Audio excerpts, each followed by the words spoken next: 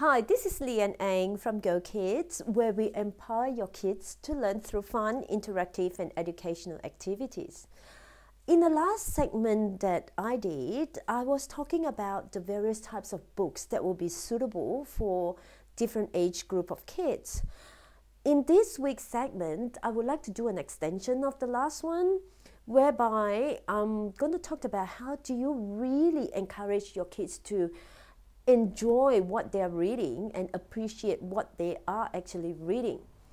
This is a method that I use it with my kids. It's actually, I call it learning through association.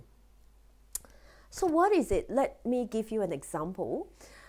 If your child is a basketball fan, for example, or enjoys basketball, playing basketball, he or she will be able to understand the concept of point system. So for example, one ball into the hoop is 2 points, or outside that line is a 3 points, where they call it a three-pointer. So when you try to teach them times table, for example, a 2 and 3 times table, we use the rule of the learning through association and tie it with the basketball concept. So if you use the 2 times table, they know that every ball in is 2 points and 2 balls is 4 points. That's how they understand the concept of the 2 times table, by associating with basketball. And it applies with the same for 3 times table. So this is how learning through association works. How does it apply to reading? So for example, I'm going to use a very, very common example is I use movies or TV program or video or audio, for example. And from there, I associated all these things to books. So let's say, for example, Harry Potter movie, for example. I mean, most of the kids would know, or at least would watch one of the 7.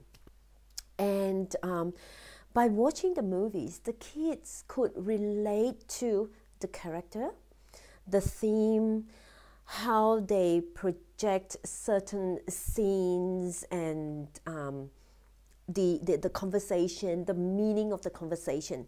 So once they have that concept in their mind, and when you introduce the book to them, by understanding and relating and associating the movies, the theme, the concept, the conversation, the meaning behind all those, onto the books, it just makes more sense.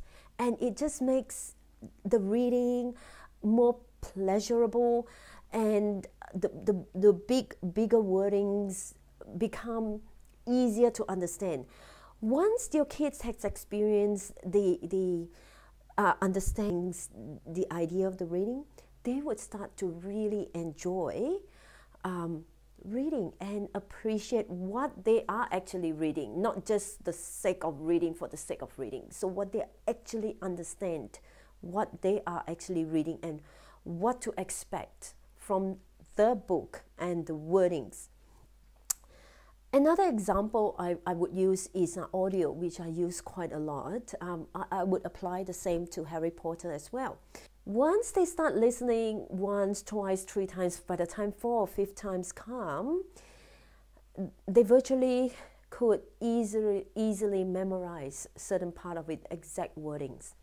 So it sort of makes, when the audio matches with the book, so it just makes the reading a little bit easier to relate to, because they already heard it through audio, how to pronounce and gauge the meaning of the wording, and now it's physically auditory in front of them. So the wording starts to make sense and become alive. So how they can interpret the books, the context. This is how I apply the learning through association technique. Now, apply to the older kids by associating the movie and the book. This is how I would do it.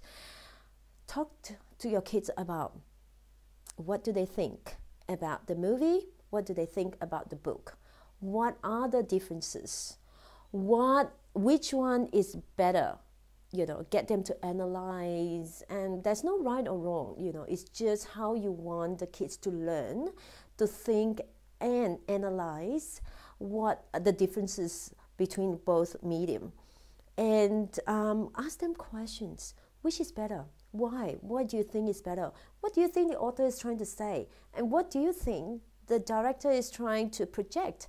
Are they in contrast, or are they consistent with what the book is trying to say? And is it being projected correctly on the screen? If it's so, which part? If it's not, why not? This concept, even though it's just asking questions, but it actually makes your child to think and make a response, which is very, very useful when your kid starts high school or senior high, when they have to analyze a little bit more for their English subject. So I hope you enjoyed this week's segment, and I'll see you next time.